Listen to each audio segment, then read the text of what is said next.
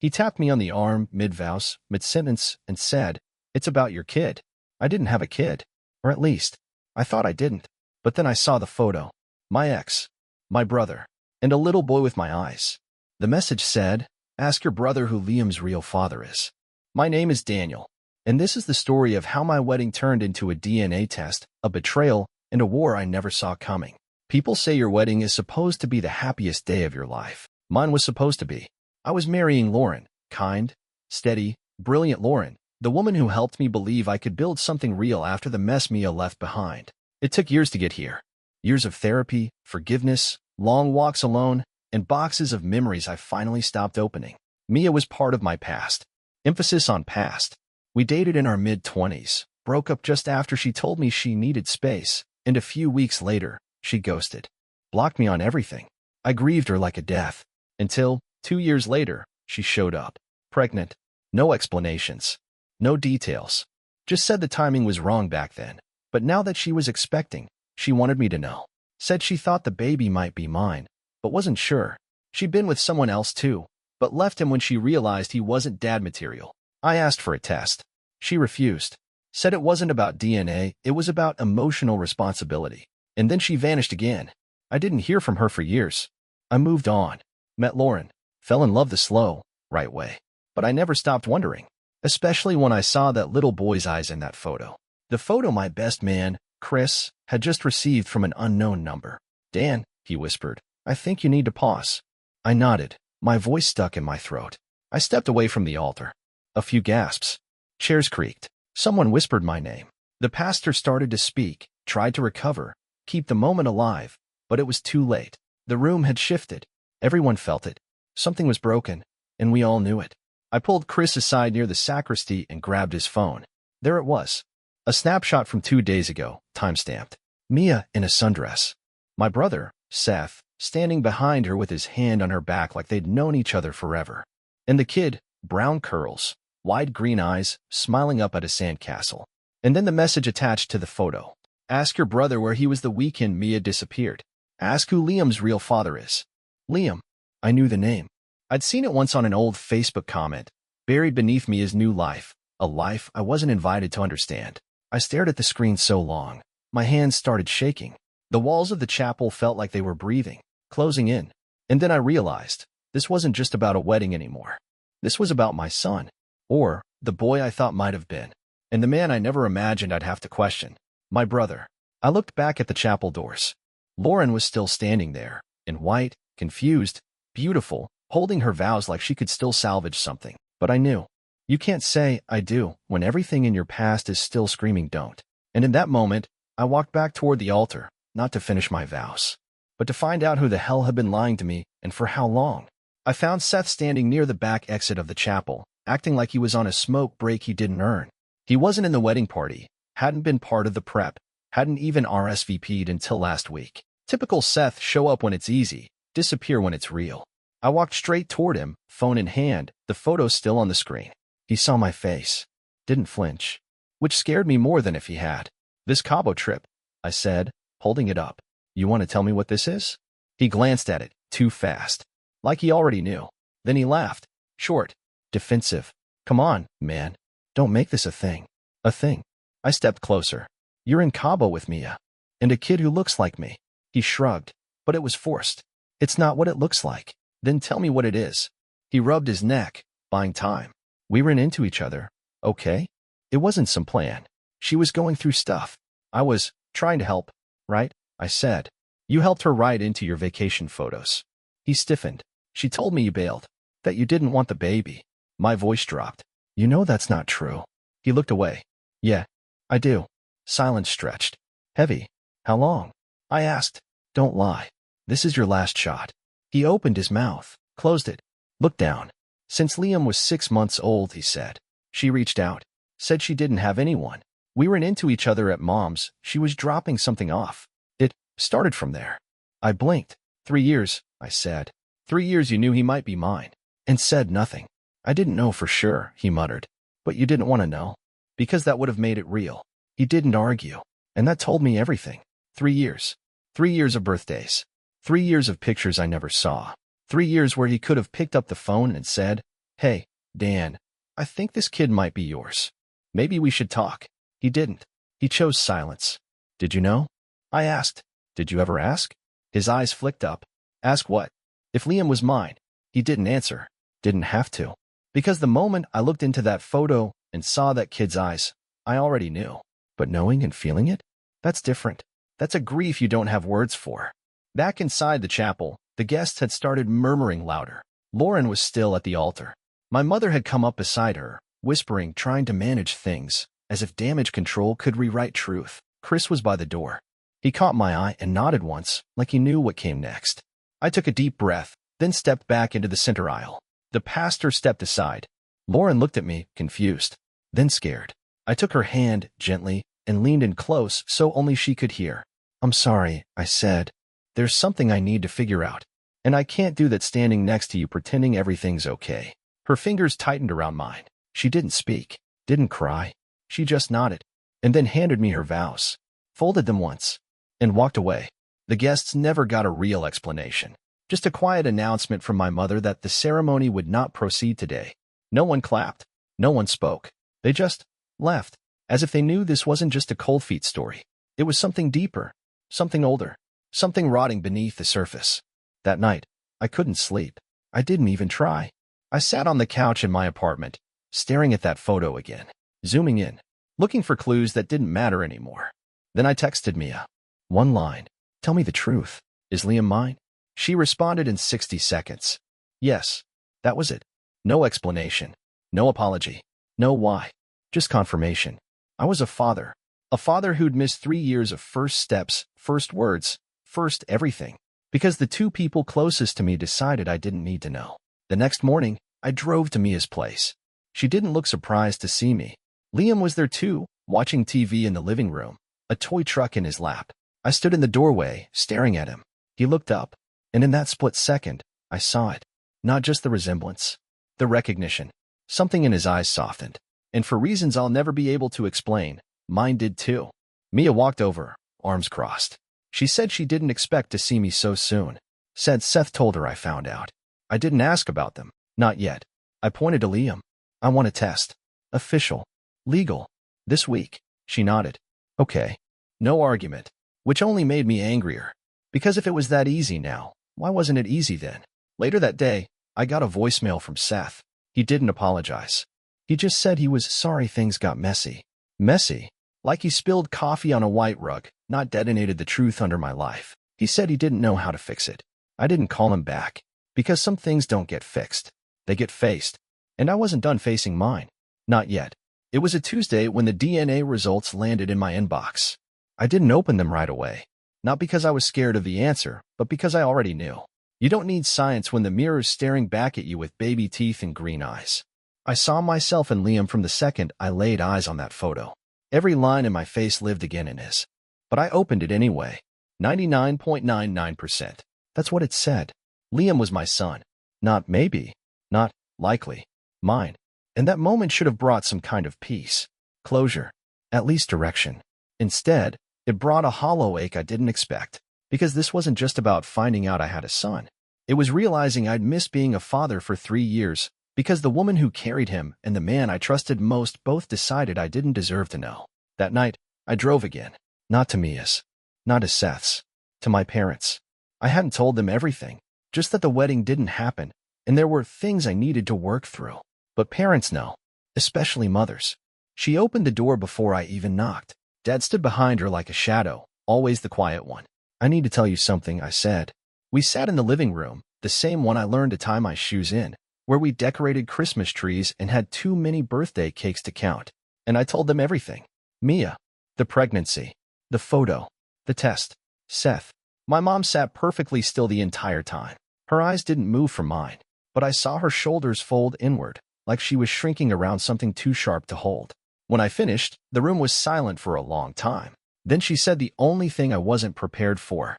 I always wondered. I blinked. What? She nodded slowly. Mia reached out once. A few months after she left. Said she was okay. Said she didn't want you to worry. Didn't mention a baby. But something in her voice. I don't know. It felt like she was hiding something. You didn't tell me? I thought she was trying to move on. I thought you were. I didn't want to drag you back. I looked at my dad. He didn't speak, just reached over, placed a hand on my shoulder, a quiet, steady anchor in a room that suddenly felt like it might float away. The next day, Mia called. Said Liam had been asking questions. About me. About who I was. He remembers your face, she said. From that day. My wedding day, she meant. I didn't correct her. She asked if I wanted to meet him again, this time, properly, at a park, neutral ground. I said yes. He was wearing a dinosaur hoodie and holding a juice box when I walked up.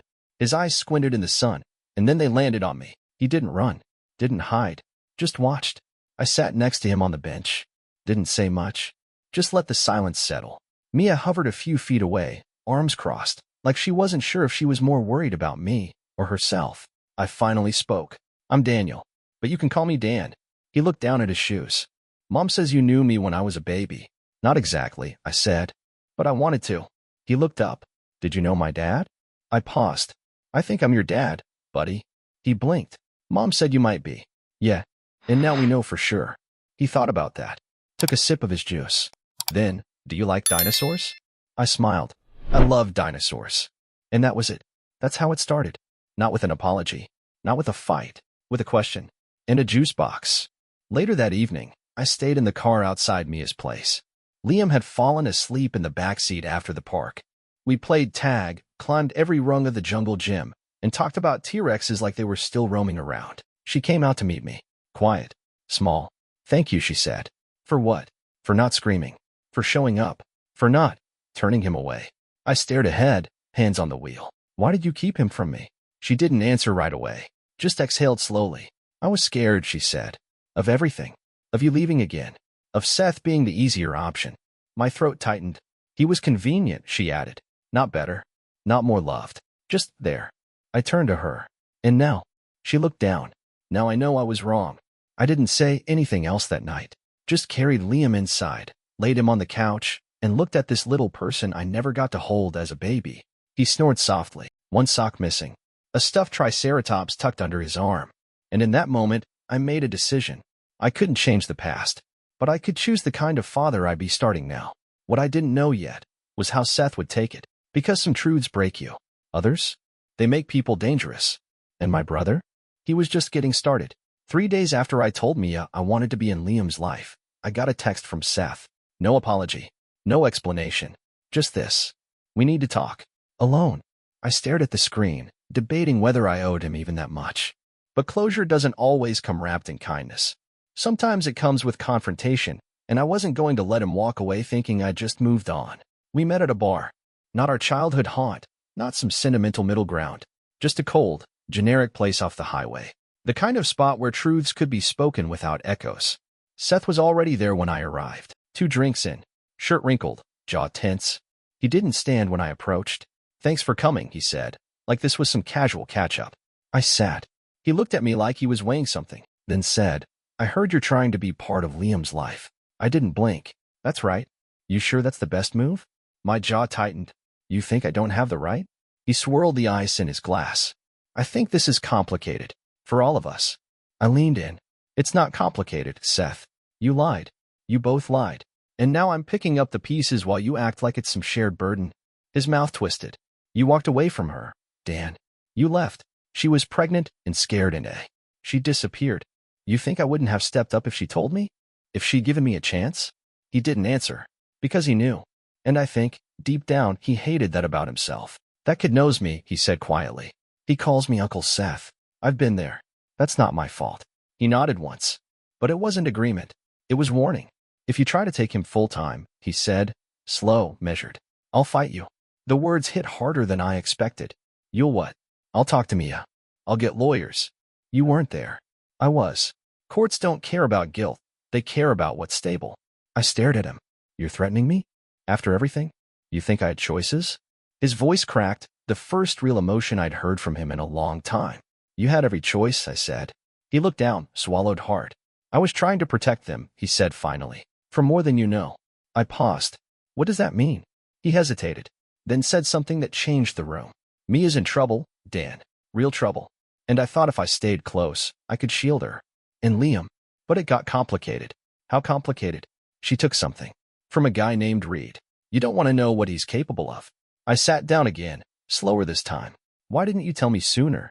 Because I didn't trust you, he said. You were building a life, getting married. I figured if I could just keep things calm long enough, maybe it would pass. Maybe she'd be safe. And now you're involved, he said. And Reed knows. So yeah, I panicked. I lashed out. But I wasn't trying to hurt you, Dan. I was trying to hold it all together the only way I knew how. For the first time, I saw the fear in him. Not fear of me. Fear of what was coming next. I left the bar before I said something I couldn't take back. By the time I got home, Mia had texted. She and Liam were in the neighborhood, asked if they could stop by. It felt sudden, but I said yes. 10 minutes later, Liam was on my living room floor, building a Lego dinosaur. Mia stood by the window, arms crossed, uncertain. I talked to Seth today, I said. She closed her eyes. He told me. I'm not going to fight with him, but I'm not letting him push me out either. I don't want that, she said. I want Liam to have his father. I wanted to know the truth. Then you need to tell Seth to back off. She nodded. I will. But I could tell she wasn't sure how. Because some bonds rot before they break, and part of her still believed Seth had her back, even after everything. Later that night, Liam fell asleep on my couch again. I carried him to the spare bedroom I'd turned into a soft landing place, toys, books, nightlight shaped like the moon. And when I tucked him in, he reached for my hand and whispered, "Don't leave." It shattered me, right there in the dark, because I knew what it meant. Somewhere, deep in that little boy's heart, he understood more than he could say. The next day, I started the paperwork. Custody, visitation, legally binding clarity. I didn't want to take Liam away from Mia, but I wasn't going to be a guest in my own son's life either. I dropped the forms off at the courthouse just before closing. As I stepped outside, my phone buzzed. A new message. From an unknown number. Just one line. You're digging too deep. Maybe back off, for his sake. I stared at the screen, my pulse rising. I didn't know who sent it. I didn't know what they meant. But suddenly, this wasn't just about paternity anymore. It was about control, about fear, and maybe about something Mia and Seth hadn't told me yet, because someone didn't want me asking questions, which meant it was time to start asking the right ones. After the message came through, you're digging too deep. Maybe back off, for his sake. I just stood there, outside the courthouse, in the dying light, holding my phone like it might explode. I checked the number. Blocked. No name. No clue. Just that one cold sentence. It wasn't from Seth. I knew his style. He threatened face-to-face, laced his guilt with swagger and ego. This was different. This felt like a warning. Not from a brother trying to save face, but from someone who wanted me to stop looking. So I didn't. I leaned in harder. The next morning, I drove to the last address I had for Seth. A condo his name wasn't on. One of those rent-by-the-month places that never quite felt lived in. Empty fridge. Half-unpacked boxes. His jacket on the back of a chair like he was always halfway out the door. I knocked. He opened. Looked tired. And pissed. You don't get to show up here. I got a message, I said. Not from you. From someone else. They want me to stop asking questions. His face shifted, not panic, not guilt, but recognition. He knew. And right then, I saw it. He wasn't just tangled in this mess. He was hiding something. Who sent it? I asked. I don't know. He said it too fast. Don't lie to me, Seth. He sat down, rubbed his temples. Mia's in trouble, he said finally. More than she's letting on. I froze. What kind of trouble? He exhaled, long and slow. She took money, he said. A lot. From someone she shouldn't have. Turns out, Mia didn't just ghost me and land in Cabo. She left with baggage, and not just the kind that fits in a suitcase. Back before Liam was born, she'd gotten involved with someone. A guy named Reed. Older. Real estate investor, supposedly. Seth said he always thought the guy was shady. The kind who buys silence and envelopes and loyalty with cars. Mia worked for him. Briefly. Until she didn't. She left fast. Changed numbers. Cities. Took something with her. Money. Documents. Something Reed didn't want gone. Seth said he helped her disappear. Said he figured if she had the baby, Reed would back off. He didn't. Why didn't you tell me? I asked. Because you would have run straight into it, Seth said. And you had no idea who you were dealing with. And now, he looked at me. Now you brought Liam into it. And they're watching. I left his place with my heart in my throat and 1,000 questions rolling through my head. Mia had lied. Again. Not just about Liam, but about why she came back. It wasn't just guilt or regret. It was fear. And I hadn't seen it until now. That night, I knocked on Mia's door. She answered in a sweatshirt and jeans. Hair up. No makeup. But her face said everything. She knew why I was there. Seth told you. I nodded. All of it. Probably not. She stepped aside, let me in. Liam was asleep. I sat down, waited. She took her time, poured a glass of water, sat across from me. Then she said something I'll never forget. He's not just yours, Dan. He's a target. Mia broke it down. Said she made a mistake, trusted the wrong man, got swept up in promises. Reed had dirt on half the city, and she stumbled across something she wasn't supposed to see. A contract. A name. She never said what it was, just that it was enough. Enough for him to threaten her. Enough for her to run. She didn't go to Cabo for a vacation. She went because Seth offered her a safe place. Said he'd protect her. Said he'd fix it. But he couldn't. Because the problem wasn't just Reed. It was what Mia took with her. A flash drive. Encrypted. Wrapped in a Ziploc bag and taped behind a false panel in Liam's toy chest. The kind of place no adult would check, but any mother on the run would think twice about. I stared at it like it might burn through my hand. Why there? I asked. Mia looked tired. Because it's the one place Reed would never look. He underestimates kids. I nodded slowly. And the password? She hesitated. It's the date Theo died. August 19th, 1999. That stopped me cold. Theo, our cousin. The one who wrecked his car senior year. Jason never got over it. Why that date? Because Jason never forgot it, she said. And because you're the only other person who'd remember. I took the drive home that night. The next morning, I plugged it in. The login box appeared. I typed 081999. It opened. 2 files. 1 video. 1 document.